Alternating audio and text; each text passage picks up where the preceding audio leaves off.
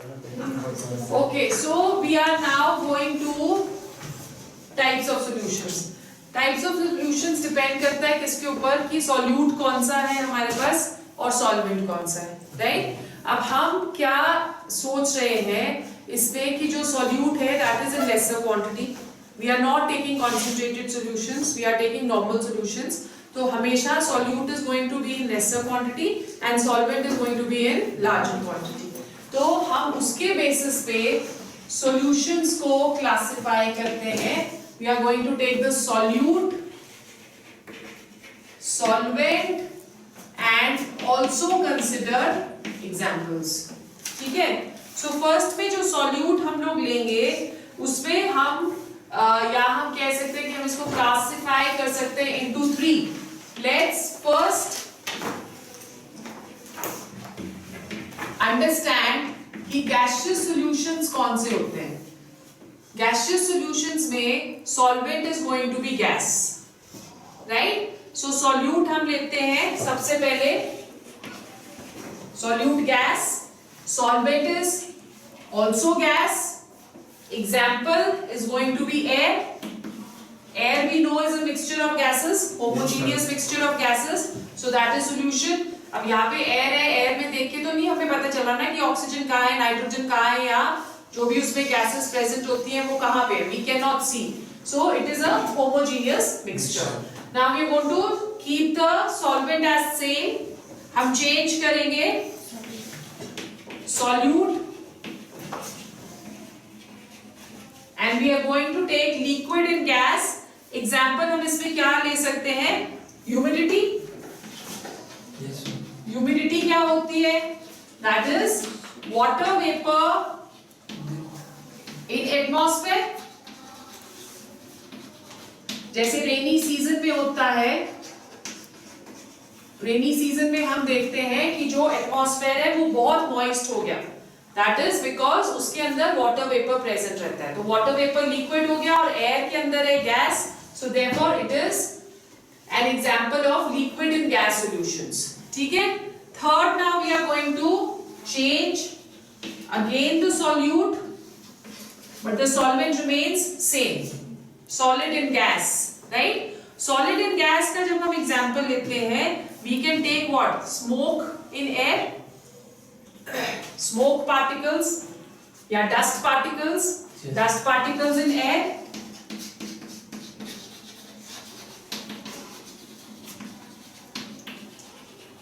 आंधी तूफान चलती है तो मिट्टी उठती है ना, वो मिट्टी जो एयर के अंदर मिक्स होगी, that is solid and gas. The second type of solutions which we have, they are known as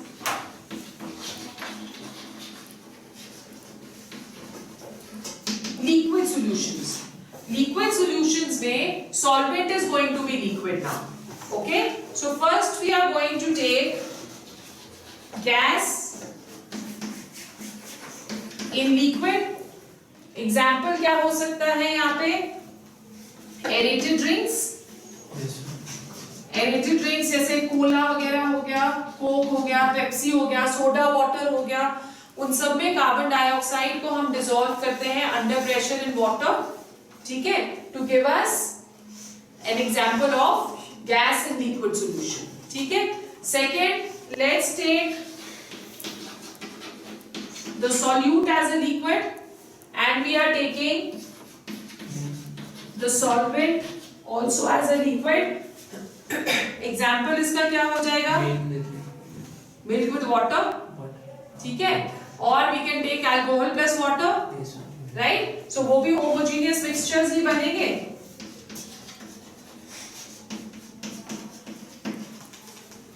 Clear हो गया? Third, अब हमको solute change करना है solid and we have a liquid, right? Solid and liquid हम example ले सकते हैं बहुत easy. Salt and water, है ना? So example which we can take over here, salt and water or sugar and water, that is going to be an example. ठीक है? The third type of solutions which we are going to do, they are known as solid solutions. So third type of solutions we have solid solutions, solid solutions में जो solvent होगा that is going to be solid, ठीक है, solvent is going to be solid. So first example we are taking gas and solvent we are taking as what? Solid. Okay, ये catalyst हम लोग use करते हैं hydrogen over palladium. Palladium is a solid और hydrogen जो gas है वो उसके ऊपर सरफेस के ऊपर एब्जॉर्ब हो जाती है, right. That is used as an example of gas on solid and that is also used as catalyst in many organic reactions. Okay, hydrogen over palladium or hydrogen over platinum. So ये एक catalyst की तरह हम लोग use करते हैं and the phenomenon that is known as adsorption of gases on solids, right? Next हमारे पास आता है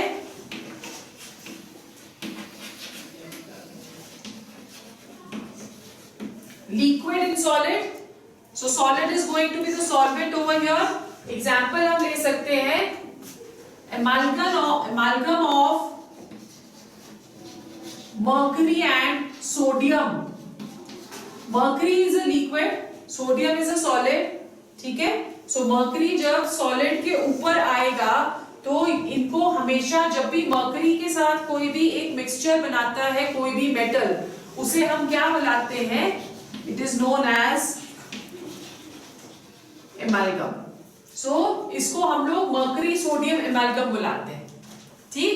Then the last one is solute is solid and the solvent is also solid, right? और example हम यहाँ पे क्या ले सकते हैं? Alloys. Alloys क्या होते हैं? They are homogeneous mixtures of different metals जो है उसको हम मिक्स करते हैं. जैसे फॉर एग्जाम्पल आपको पता है brass is an alloy. Basically alloys बनाते क्यों है हम? ताकि उसकी टेंसाइल स्ट्रेंथ और प्रॉपर्टीज को हम लोग इंक्रीज कर सकें, ठीक है. सो कॉपर के, निकल के, एल्यूमिनियम के, टिन के, ये बहुत सारे अलॉयज बनाए जाते हैं. क्लियर हो गया? अब जितने भी हमने सॉल्यूशंस करे हैं उसमें 3 सॉल्यूशंस को हमने डिटेल में स्टडी करना है. The first type of solution which we are going to study that is gas and liquid. एक सॉल्यूशन हम ये स्टडी करेंगे. सेकेंड जो सॉल्यूशन हमने स्टडी करना है that is liquid in liquid and the third solution we are going to study is solids in liquids, ठीक है. So सबसे पहले हम स्टडी करते हैं gas and liquids. Gas and liquids as the example we had taken that was carbonated drinks. That is an example. तो जिसपे हम लोग गैस को लिक्विड के अंदर डिसॉल्व करते हैं. नाउ गैस एंड लिक्विड कैसे डिसॉल्व होती है? Let's understand the factors on which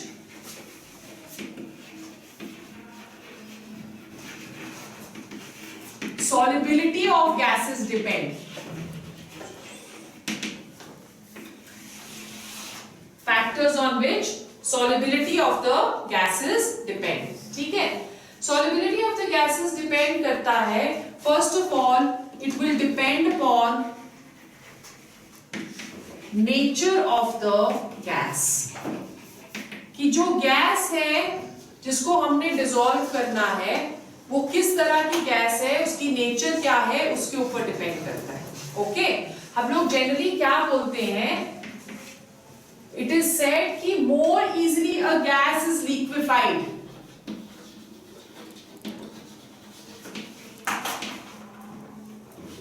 more easily a gas is liquefied मतलब जितनी इजीली हम उसको लिक्विफाई कर सकते हैं more it will dissolve. Right? So more easily a gas is liquefied, more will be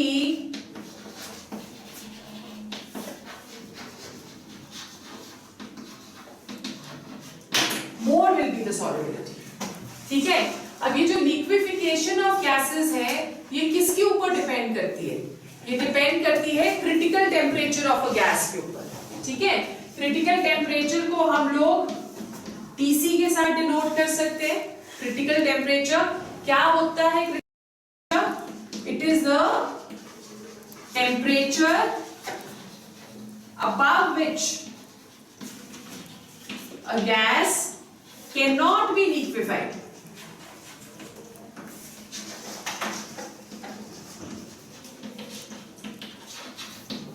ठीक है, सो temperature above which a gas can not be liquefied.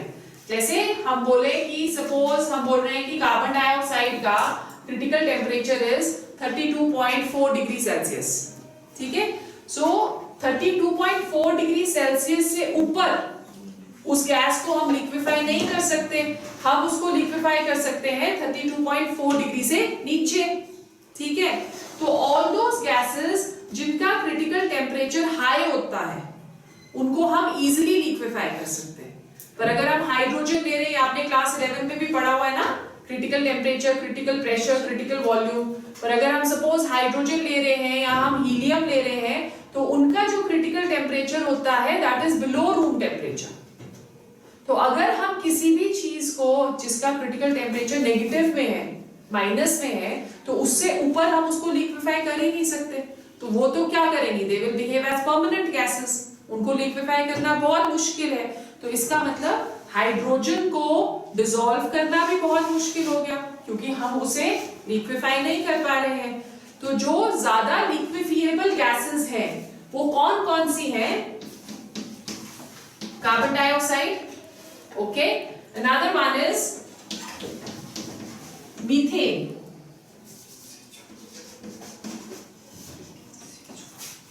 Right. So methane और कार्बन डाइऑक्साइड के critical temperature ज्यादा होते हैं, as a result of which हम उनको easily liquefy कर सकते हैं और उनको इजीली डिसॉल्व भी कर सकते हैं।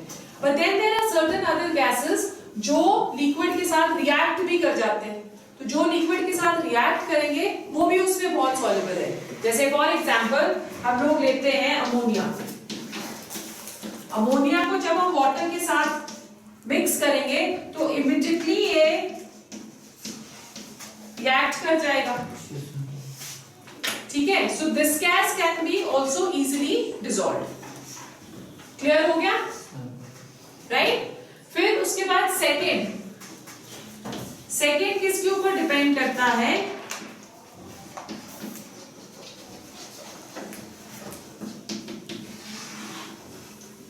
Temperature, right. टेम्परेचर के ऊपर कैसे डिपेंड करेगा कि अगर हम लोग बोले कि जो लिक्विफिकेशन ऑफ गैसेस है या हम कहें कि सॉल्युबिलिटी ऑफ गैसेस है, किसी भी गैस को अगर हम डिसॉल्व कर रहे हैं किसी भी लिक्विड के अंदर तो heat is released, heat release हुई तो उसका मतलब ये जो प्रोसेस है that is exothermic in nature, right. Now according to Le Chatelier's principle, अगर आपको लास्ट ईयर का याद है तो अकॉर्डिंग टू ली-चैटलियस प्रिंसिपल एक रिएक्शन जो कि एक्सोथर्मिक होती है, अगर हम उसका टेम्परेचर बढ़ाएं तो रिएक्शन रिवर्स डायरेक्शन में चलेगी ना। तो यहाँ पे अगर हम टेम्परेचर बढ़ा रहे हैं तो क्या होगा? जो गैस सॉल्युबल भी है वो छोड़ देगी लिक्विड को, because process is exothermic. So we say that with increase in temperature the solubility of the gases decreases, ठीक है। Just because the process is exothermic, you can get a question कि why the solubility of gases decreases with increase in temperature. तो आपने उसमें answer क्या लिखना है? Because the process is exothermic, as the temperature is raised, the gases they leave the liquid, okay, and hence the solubility that is going to decrease. So we are saying with increase in temperature,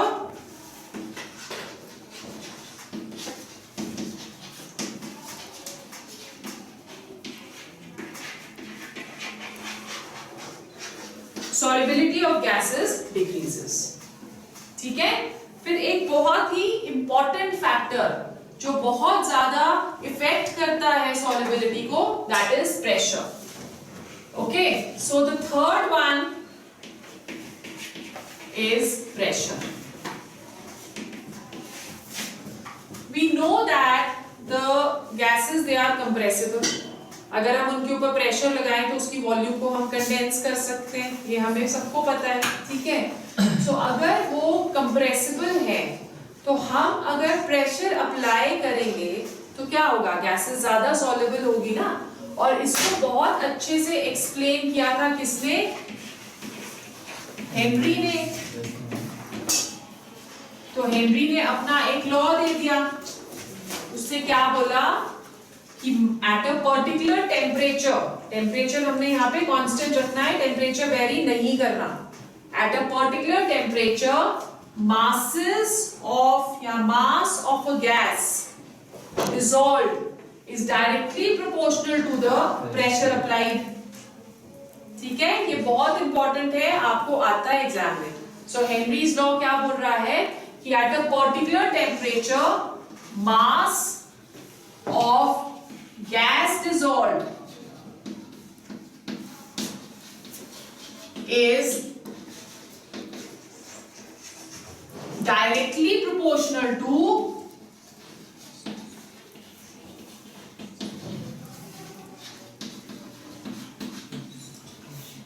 pressure of the gas. But remember the temperature over here has to be constant. नहीं तो फिर temperature भी effect करने लग जाएगा ना, तो temperature हमने कांस्टेंट कर दिया। Mass of the gas is directly proportional to pressure, और mass that is equal to what, Kp, right, where K that is equal to constant of proportionality. Okay, then Henry also suggested कि हम लोग इसको क्या ले सकते हैं, this can also be taken in terms of mole fraction, right? So इसको उसने थोड़ा सा मॉडिफाई कर दिया, mole fraction is directly proportional to pressure, ठीक है, और x is equal to kh into x, where kh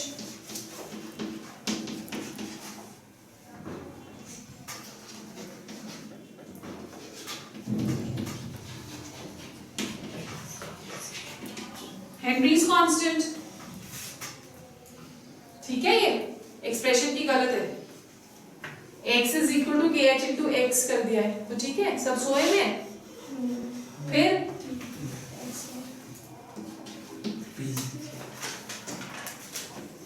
और ये भी गलत है,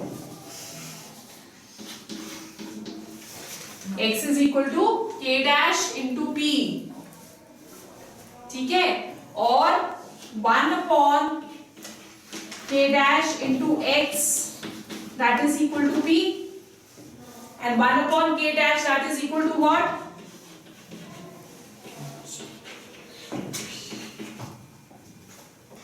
ठीक है, अब अगर हमको x की वैल्यू निकालनी है तो x will be equal to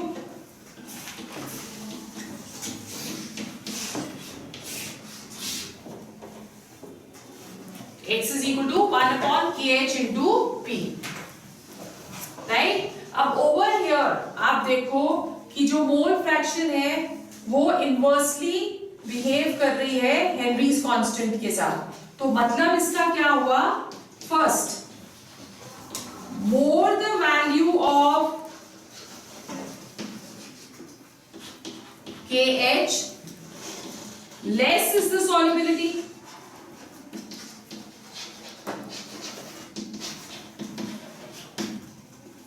right?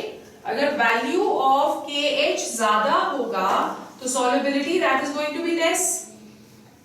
So all those gases जिनकी kh की value ज्यादा है वो less soluble होंगे. Number 2, kh, the value of kh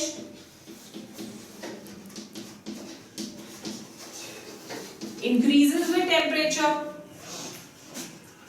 ठीक है. So अगर क्या कहते हैं उसको, टेम्परेचर की वैल्यू हम टेम्परेचर इंक्रीज कर रहे हैं तो KH की वैल्यू भी इंक्रीज हो रही है, KH की वैल्यू इंक्रीज होगी तो सॉल्युबिलिटी डिक्रीज हो जाएगी, right? That is the reason why जो एक्वेटिक एनिमल्स होते हैं, फिश वगैरह होते हैं, वो वार्म वाटर में कंफर्टेबल नहीं होते, क्योंकि ऑक्सीजन जो है वो डिसॉल्व कम होती है गर्म पानी में, ठीक है। सो अगर गर्म पानी में ऑक्सीजन कम है तो इट इज बट ऑब्वियस, क्योंकि वो तो वही क्या कहते हैं, इनहेल करते हैं ना अपनी बॉडी के लिए, जो ऑक्सीजन उनको चाहिए वो वाटर से ही मिल रही है। अगर वाटर में सॉल्युबिलिटी ऑक्सीजन की कम है तो वो कंफर्टेबल नहीं होंगे, ठीक है। थर्ड,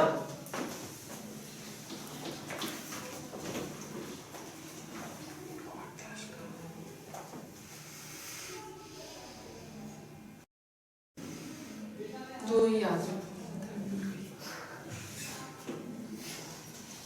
ठीक है। So we have two, one is more the value of KH less is the solubility, and second is KH increases with temperature. समझ आ गया? तो अगर टेम्परेचर के साथ KH की वैल्यू इंक्रीज होगी तो सॉल्युबिलिटी को क्या होगा, that is going to decrease. Then what are the applications of Henry's law?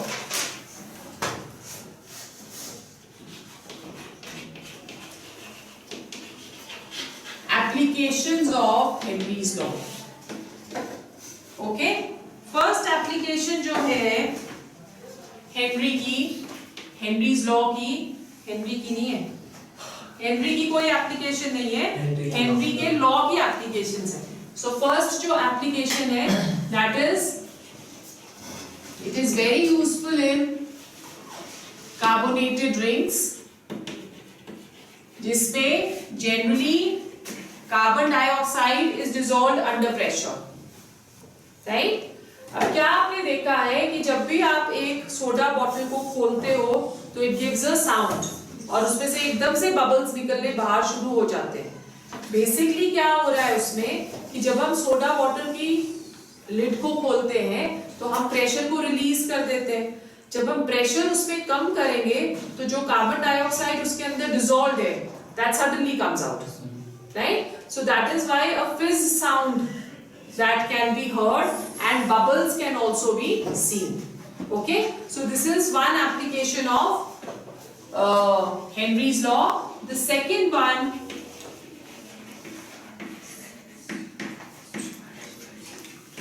that is scuba divers. क्या होते हैं first of all scuba divers?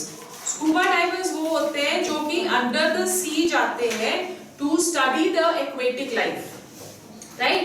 कई लोग अब तो शौक में भी चले जाते हैं अंडर द सी। जैसे गोवा अगर आप घूमने जाते हो तो गोवा में बहुत सारी ऐसे वाटर स्पोर्ट्स वगैरह होते हैं जिसमें scuba diving is one of them. वहां पे वो 2-3 दिन उनको ट्रेनिंग देते हैं और फिर उसके बाद वो एक्वेटिक लाइफ को दिखाते हैं, राइट। अब स्कूबा डाइवर्स में क्या हुआ कि जैसे ही अंडर द सी वो जाएंगे, the partial pressure that is, the pressure is going to increase, not the partial pressure, the pressure is going to increase, ठीक है। चले गए वो अंदर, प्रेशर इंक्रीज हो गया, देख लिया उन्होंने सब कुछ, अब अंदर ही तो नहीं रहना ना, बाहर भी आना है। So when they come out तो उसमें से प्रेशर जो है वो कम हो जाता है।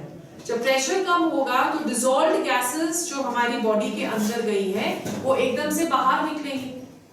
ओके, जितनी जिसकी सॉल्युबिलिटी कम होगी वो उतनी जल्दी बाहर निकलेगी। तो नाइट्रोजन एकदम से गश आउट करता है। जब नाइट्रोजन निकलता है तो वो इस तरह से निकलता है कि वो कैपिलरीज के अंदर बबल्स बना देता है, राइट। सो वो जो बबल्स बनते हैं उनको हम क्या बुलाते हैं? They are known as bends, right. They are known as what? Bends. Bends are nothing but they are bubbles of nitrogen in the capillaries.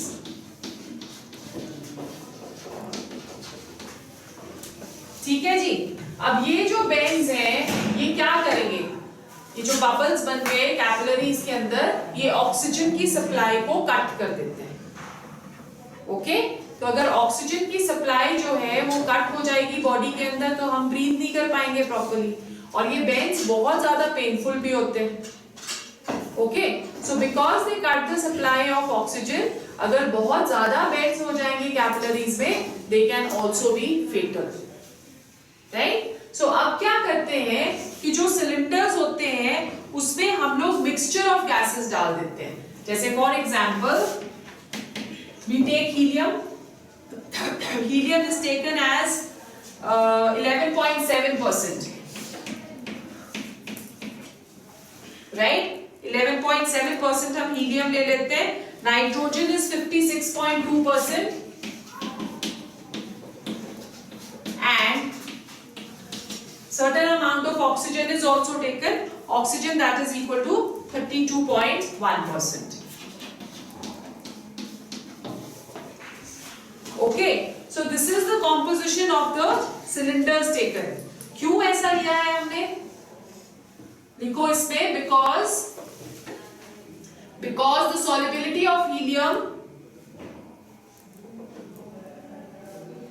is less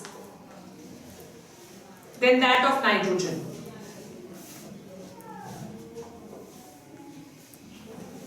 Also, the size of helium atoms is small. Also, the size of helium atoms is small,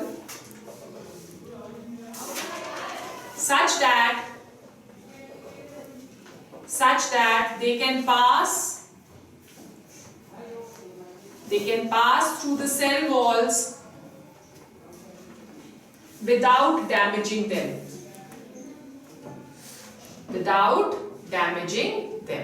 ठीक है. सो helium जो है वो nitrogen की वजह से बेंस create जो होते हैं उनको कंट्रोल कर लेता है. So that is why this composition that is used. Similarly जो माउंटेनियर्स होते हैं,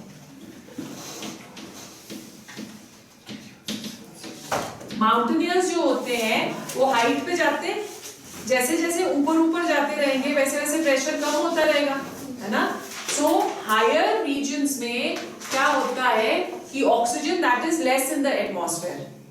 अगर ऑक्सीजन कम होती है तो एक because of the limited supply of oxygen in higher regions एक बीमारी हो जाती है. Although this is temporary, this is known as anoxia. Anoxia basically क्या है? It temporarily you can say retards the thinking power.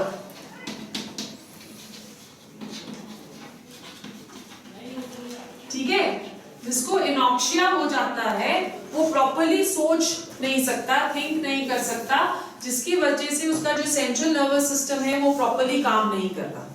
Right. सो उससे भी क्या होता है, कई बार अगर बहुत ही जब आप हाइट्स पे जाते हो, अगर बहुत ही लगे किसी को कि ऑक्सीजन की बहुत ही ज्यादा कमी हो गई है, तो in that case death can also take place. Clear हो गया? So these are the factors and the applications of Henry's law. Then next we go on to the second type of solutions, solids and liquids. Second solutions we are going to discuss today.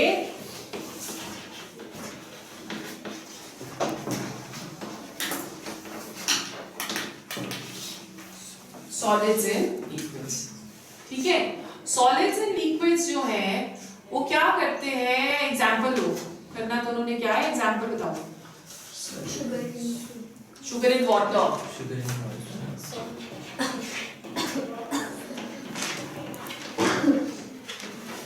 Sugar in water, salt in water, ये सारे examples हैं. तो factors देखते हैं.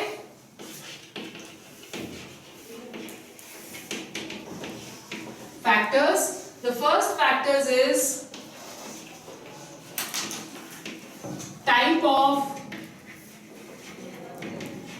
Solids. ठीक है. तो type of solids में हम बोलते हैं कि केमिस्ट्री में एक प्रिंसिपल होता है लाइक डिसॉल्व्स लाइक, ना पता है. सो लाइक डिसॉल्व्स लाइक, मतलब कि जो पोलर होंगे सॉल्यूट्स या आयनिक सॉल्यूट्स होंगे, आयनिक और polar, they are going to dissolve in water. ठीक है. Whereas when we are talking of non-polar solutes, they will only dissolve in organic solvents like CCl4 or benzene, right? So when we talking of any ionic, जैसे हमने NaCl ले लिया, so NaCl is easily soluble in water, but when we talking of any organic solvents जैसे sand ले लिया, तो sand तो dissolve नहीं होती ना water में, sand dissolve होती है carbon disulfide में, CS2 में, ठीक है? So this is की types of solids and liquids या type of solute और solvent के ऊपर solubility depend करती है. Second we come to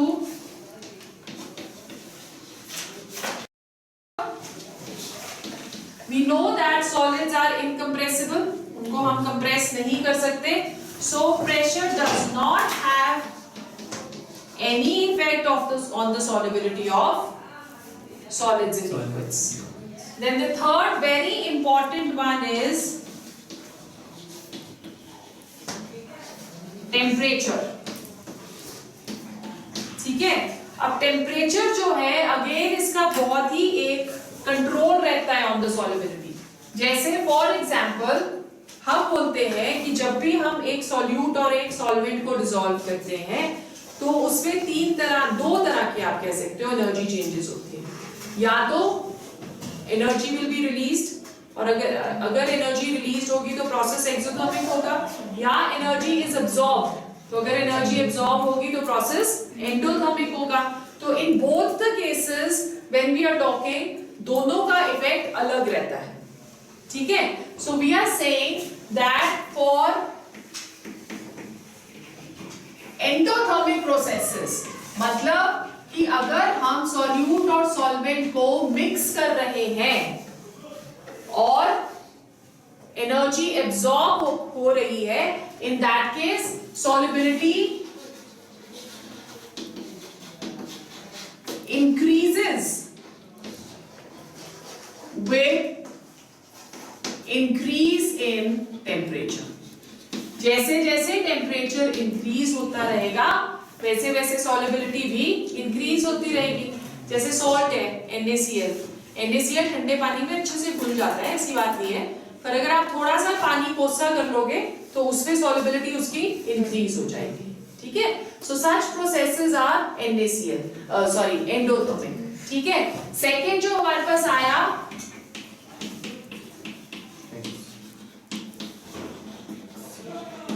exothermic.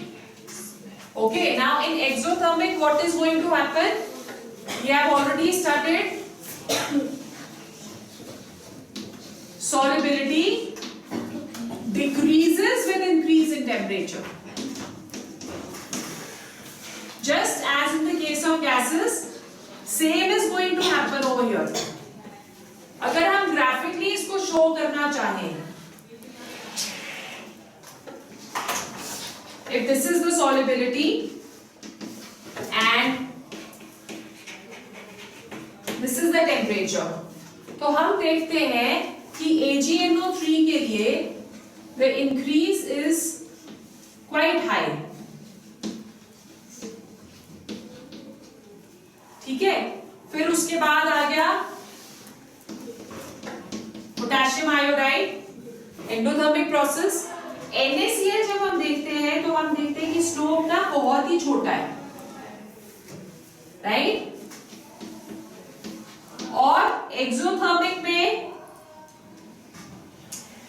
we can take an example of lithium sulfate, right? So lithium sulfate पे आप देख रहे हो कि with increase in temperature तो solubility is decreasing. इसका मतलब प्रोसेस जो होगा वो क्या होगा? Exothermic. But there are certain hydrated salts also. So third type of salts which we will take,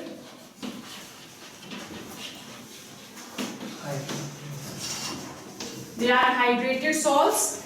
For hydrated salts, जैसे फॉर एग्जाम्पल हम ले लेते हैं Na2SO4.10H2O, इसे हम ग्लोबल सॉल्ट बुलाते हैं. इसमें क्या होगा कि जब तक वाटर ऑफ क्रिस्टलाइजेशन प्रेजेंट है, solubility keeps on increasing with increase in temperature. ठीक है? And once ये जो 10 वाटर मॉलिक्यूल्स हैं ये लूज हो जाते हैं, solubility that starts decreasing with increase in temperature. मतलब इसमें दोनों प्रोसेसेस हो रहे हैं। जब तक वाटर ऑफ क्रिस्टलाइजेशन खत्म नहीं होता तब तक प्रोसेस एंडोथर्मिक है, यहां से लेके यहां तक प्रोसेस एंडोथर्मिक हो गया, और फिर उसके बाद जब यहाँ पे सारे वाटर ऑफ क्रिस्टलाइजेशन खत्म हो जाते हैं तो यहां से यहां तक प्रोसेस एक्सोथर्मिक हो गया। तो ये वाला जो पीक हमें नजर आ रहा है जहां पे वाटर ऑफ क्रिस्टलाइजेशन खत्म हो जाता है उसको हम क्या बुलाते हैं? That is known as transition temperature. Transition temperature, because there is going to be a change, right? So we are saying for hydrated salts the solubility first increases with increase in temperature and then the solubility decreases with increase in temperature. ठीक है? So today we are going to do only till here.